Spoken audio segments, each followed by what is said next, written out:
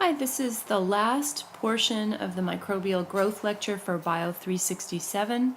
In this portion, I will be discussing environmental factors and the evolutionary adaptations that microbes have that enable them to put up with environmental stress in a variety of ways. Please listen and take detailed notes. So the environment significantly impacts microbial growth. We're going to consider temperature, pH, osmolarity, and we're not really going to talk about pressure, but we are going to talk about, I missed a few things on this slide here. We are going to talk about oxygen status. So we're going to talk about this, this, this, and this. We're not really going to talk about pressure, but I do want you to be aware that it matters. And we're not going to talk about neighbors, but I want you to be aware that that matters too. What other microbes are living in the environment will often dictate how many resources and whether there are toxins present or not. So they're signaling one another and they're communicating and deciding whether to grow rapidly or not to grow rapidly. So I'm not going to talk about those factors, but they are important. Let's think first about temperature. So temperature has profound impacts on organisms, including microorganisms. As temperature rises, chemical reactions, including those catalyzed by enzymes, happen at more rapid rates. This makes growth rates increase as well. Once temperatures reach a maximum temperature tolerated, and then those temperatures go beyond that point, however, you see a rapid change in the situation. Proteins will denature and cellular macromolecules can degrade, causing cell death. And that's why we see this sharp plummet. So you see this smooth increase as reaction rates are increasing, and that causes growth to increase proportionally. But then you hit a particular temperature and then bam, it falls off completely. It's not a bell-shaped curve. So once temperatures reach a maximum temperature, then they will, as I said, proteins will denature and you'll see cell death. That's what's happening in here, is death. Okay? So therefore, for each organism, there are a set of what are known as cardinal temperatures. That means a minimum temperature at which the cell can grow at all, an optimum temperature where growth rate is the highest possible for that organism, okay, and then a maximum temperature beyond which you will see protein denaturation, collapse of the cytoplasmic membrane, and thermolysis, and death. So those are the cardinal temperatures, and they will be unique for each particular species or even subtype of species found in different environments. Let's think a little bit about the adaptations that are involved in helping organisms deal with temperature extremes. But first, actually, let's talk about how microbes are classified based on temperature and their growth response. So a psychrophile, actually let me back up. The term phile approximately means to love. Okay? So a psychrophile is something that loves cold temperatures. And here's an organism, and here are its cardinal temperatures. There's its minimum, its optimum, and its maximum. And look how cold it is, right? Remember that 0 is freezing. All right? So this is something that can actually grow pretty well at temperatures below the temperature that freezes water, and it grows optimally at 4 degrees C, which is the temperature of your refrigerator. And in fact, as soon as it gets warmer than a typical wintry day in New Hampshire, it won't grow at all. So this particular organism, Polaramonas vacuolata, is from Antarctica, and it much prefers cold temperatures, and in fact it cannot tolerate even moderate temperatures. Room temperature would be way too hot for that organism. A psychotroph, in contrast, it will tolerate cold temperatures, but it grows best at moderate temperatures. Okay. Mesophiles are organisms, these would be the organisms associated with the human body and also many other environments. So for example, E. coli It can grow at colder temperatures down here around 10 degrees C, but its optimum is close to 37 degrees C, which is the temperature of most warm-blooded mammals. The temperature extreme falls off somewhere at around 48 degrees Celsius. That's the maximum. Okay, then we're up into the thermophile world. So thermophiles like it hot, hyperthermophiles like it really hot. So we've got thermophiles that have temperature optimums around 60 degrees Celsius. That's pretty warm. And then hyperthermophiles, and we see two profiles here. One for a bacterium, Thermococcus celer, and then another for an archaeon, Pyrolobus fumari. The extreme hypothermophiles, those that can tolerate temperatures above the boiling point of water, which is here, right? That's where water boils. So only in environments where you have high pressure do you see these circumstances. High pressure allows for temperatures that exceed the boiling point of water, and if we look in some of those environments, we see specialized, highly adapted archaea that are able to actually not just tolerate, but survive and thrive. So it's important to note that these are growth profiles shown here. So these organisms are not just tolerating these conditions, they're actually growing well under these conditions. So many of the psychrophiles that have been isolated are from the Arctic and the Antarctic, places that are constantly cold. For example, there are lakes in Antarctica, the McMurdo Dry Lakes, and McMurdo Sound is an area from there. McMurdo Sound is on the coast, but there are lakes called in the McMurdo Dry Valley.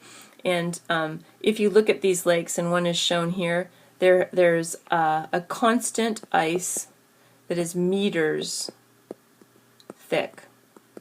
So that's a fabulous place to look for psychrophiles, and in fact many have been isolated from there. Many polar ammonis species of bacteria and a variety of algae and diatoms have been pulled up from Antarctica and also from the Arctic, and these are true psychrophiles. They grow optimally at very cold temperatures. So what allows them to do this? If you look at the molecular adaptations that psychrophiles have, they can be described as three major adaptations. They have different phospholipids, they have cold-adapted enzymes, and they have cryoprotectants and cold shock proteins. So their phospholipids tend to have relatively short-chain fatty acids and a much greater degree of unsaturation. In fact, there have actually been microbes that have been isolated from Antarctica that make what are called polyunsaturated lipids, the only ones found on Earth that can do that. So if you have a higher degree of unsaturation and relatively short-chain fatty acids, you look like this. Okay, you have very sort of kinky fatty acid tails, and they don't pack together well, and if you look at them in the membrane as shown here, the membrane will be not as well packed and it will remain fluid at very low temperatures. Okay, if you look at the enzymes that these organisms have, they're cold adapted, so they have particular amino acids. They tend to be highly polar, use more of the polar amino acids in a lot of their enzymes, and they seem to function much better at cold temperatures. They also make molecules like glycerol and other molecules to keep ice from crystallizing within the cell. Once ice crystallizes in the cell is dead. So cryoprotectants function like antifreeze basically. So these are often molecules like glycerol, as I said, or often proteins that will help to serve as cryoprotectants. And cold shock proteins that work to coordinate gene expression under cold conditions, and that would be the expression of genes required to make the cryoprotectants. So those are the adaptations that contribute to what is called psychrophily, or the ability to grow at very cold temperatures. All right, let's think about the opposite end of the spectrum, those who like it hot. So let's think about thermophily and hyperthermophily. Let's first consider the optimal growth temperatures for various organisms that are found on Earth. So this table depicts the upper known temperature limits for the growth of many different types of organisms. You'll note that animals and plants are pretty wimpy in this regard, and they just do not tolerate particularly hot temperature, at least the ones that are shown in this table. In contrast, there are many microbes that can tolerate temperatures at which water boils or above in highly pressurized environments. These tend to be bacteria and archaea. The eukaryotic microbes are not as high temperature loving. So here we've got a variety of protozoa, algae, and fungi. These are eukaryotic microbes, and they're tolerating, warm temperatures but not truly hot temperatures. Where if we look down here, there are many known archaea that can tolerate temperatures that are higher than the boiling point of water, and some bacteria that can tolerate very high temperatures as well. An example of a place where you might pull out either bacteria or archaea might be Yellowstone Park, kind of a mecca for microbiologists. The hot springs there have been sources of numerous thermophilic and hyperthermophilic organisms. These might come from deep sea hydrothermal vents, places where it can get hotter than 100 degrees Celsius in the water because of the high pressure. Okay, so thermophiles have unique molecular adaptations too. They have very heat-stable membranes. For example, you've already looked at the monolayer membranes seen in thermophilic archaea. They also tend in the bacterial world to make highly saturated fatty acids in their phospholipids, the opposite of what the psychrophiles do.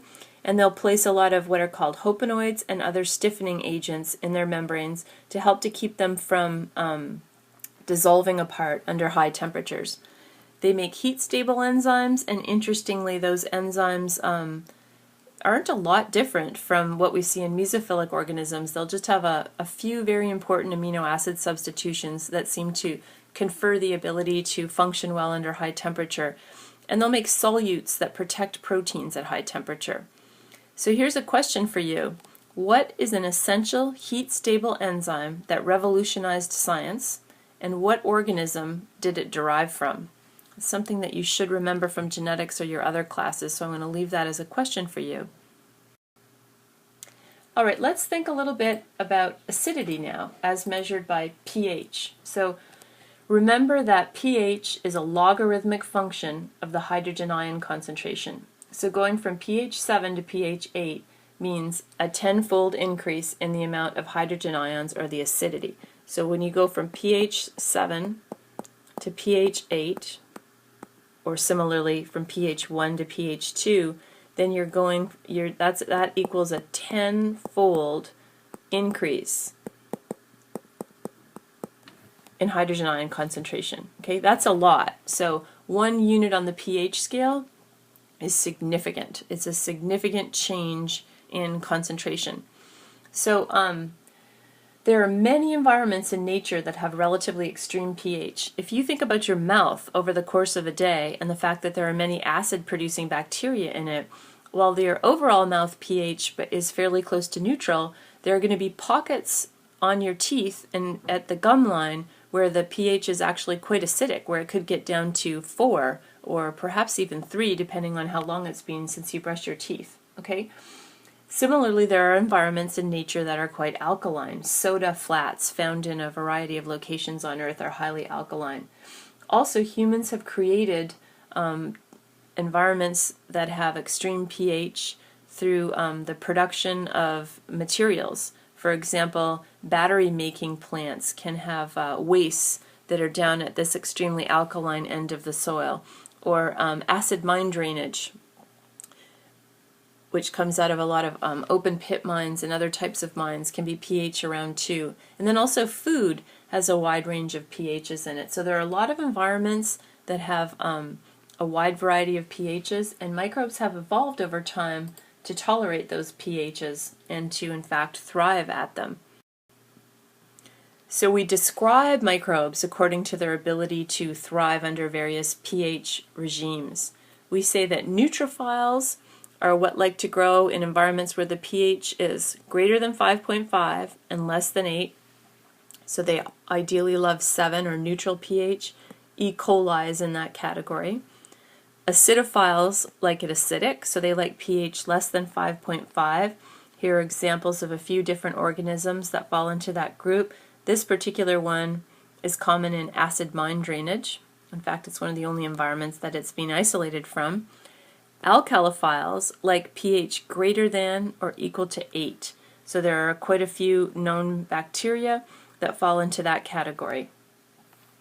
So one of the things that's really interesting is that neutrophiles, okay, this category of organism here, they will maintain an internal cellular pH, okay, in their cytoplasm that's about neutral.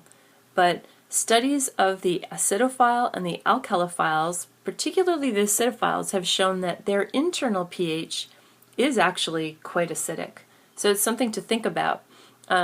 Another thing another thing to think about, and in fact there are a lot of riddles associated with some of the extremophiles, such as acidophiles and alkalophiles, is to question how they're running their proton motive force. Remember what a proton motive force is? It's an accumulation of protons, or H+, outside the cytoplasmic membrane in bacteria and archaea. And if you think about particularly an alkalophile, it's living in an environment where there's already a really low concentration of H+ on the outside. So given where it's living, how the heck does it manage to maintain a proton motive force? And that's really an interesting question, and I don't have the answer for you. Scientists have not yet figured that out.